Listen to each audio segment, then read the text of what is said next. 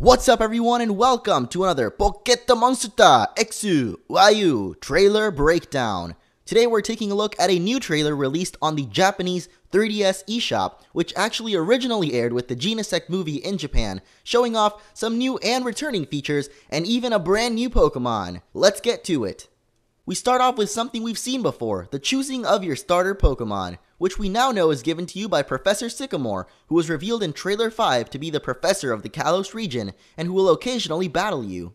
Next we have two quick scenes in Lumio City, the first one showing off one of those blue cars that we haven't seen since way back in the original gameplay trailer, as well as what seems to be a hiker or backpacker kind of trainer in the background. And in this next scene we see the glorious return of the bicycle. Most people seem to think that skates were going to be replacing the classic bike of Pokemon games, but now we learn that both seem to be in the game. Maybe this will work like the Acro and Mach bike did in Ruby Sapphire Emerald, where you could use the Mach bike to get past certain segments, but you needed the Acro bike to get past certain obstacles, so maybe you need the bike for some areas, but the skates for other areas, but who knows how it'll work for sure. The only thing we do know for sure is this guy looks sad as, look at this fountain, doesn't it look awesome?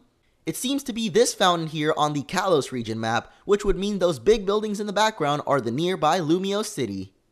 Now our character walks up to a sort of train station, most likely this one all the way on the east of the Kalos region. If the player can actually take a train here, where could it lead? It seems like the tracks only go to the west, and there's really no other stations visible on the map, so it's kinda curious to think where these train tracks could even lead.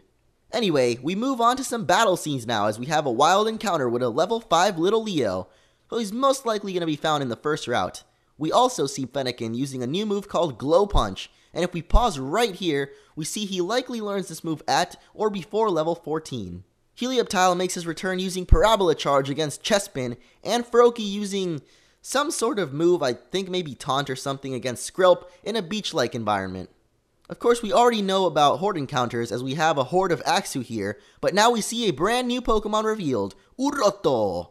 That's his Japanese name, and nothing but that is really known about this Pokemon yet, but from its design we can probably infer that it's at least half grass type, maybe half grass or dark, at least that's the way it looks to me, but it's definitely at least half grass type, and is obviously encountered in hordes, though probably not only in hordes, and here we see it in a foresty area at level 25.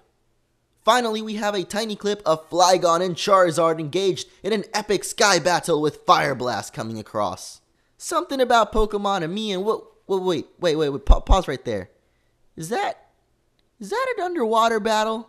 We know surfing is back from the Pokemon Smash gameplay we got a few weeks ago, but could diving also make its triumphant return like it was in Ruby Sapphire and Emerald? It's definitely a possibility, and if there's any hints to it, it would be this underwater battle here between Clauncher and Flabébé. Now we see another sky battle between Noivern and Talonflame, and Sylveon using Moonblast against Druddigon, and finally our first look at the new Mewtwo form in quite a while. That may not have looked like much, but let's watch that again frame by frame. We see the new Mewtwo form breaking out of an egg or shattering a barrier of some sort, and channeling a bunch of fiery wisps that combine to form this.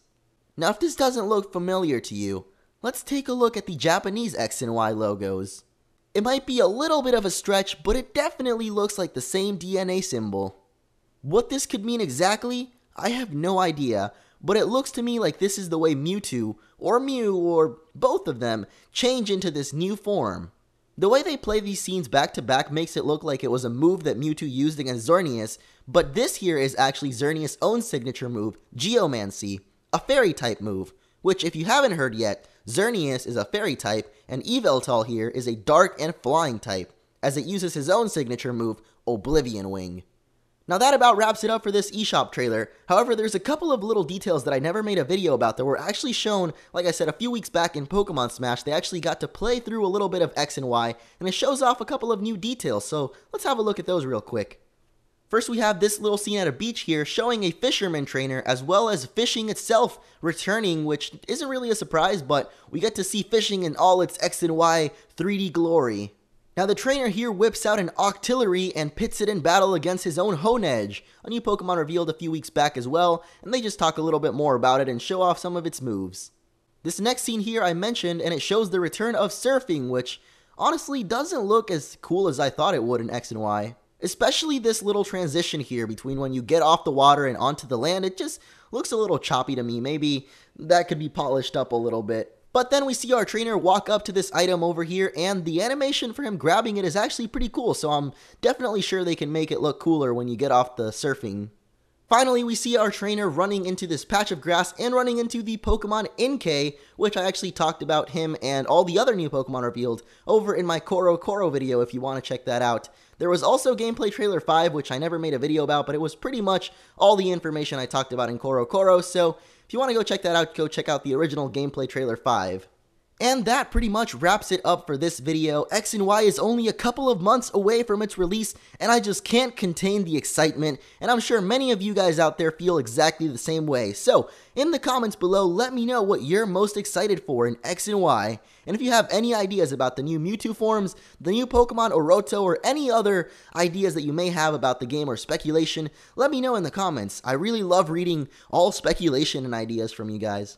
And as I said, that wraps up this video, so once again, thank you all for watching. If you enjoyed, be sure to leave a like, and see you guys next time.